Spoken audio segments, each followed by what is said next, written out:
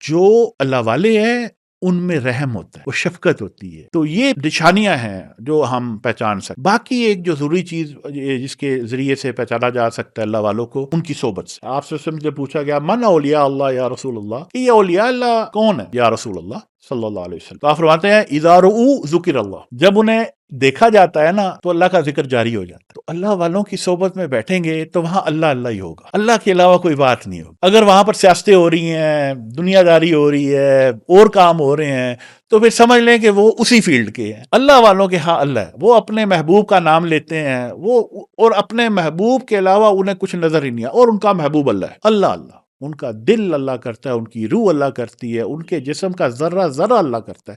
وہ سوتے ہیں تو اللہ اللہ ہوتی ہے، وہ جاگتے ہیں تو اللہ اللہ ہوتی ہے. رجال لا تلہیہم تجارت ولا بیع عن ذکر اللہ، ایسے مرد جنہیں کوئی بھی تجارت، کوئی بھی خرید و فروخت، کچھ بھی اللہ کے ذکر سے غافل نہیں کر سکتے. یہ پہچان ہے اللہ والوں. ہفتہ وار لیکچر میں شرکت کے لیے اپنے قریبی برہانیہ کے سینٹر میں تشریف لائیں. اللہ ہمیں اپنے عقائد کی اصلاح کی توفیق عطا فرمائے. آمین.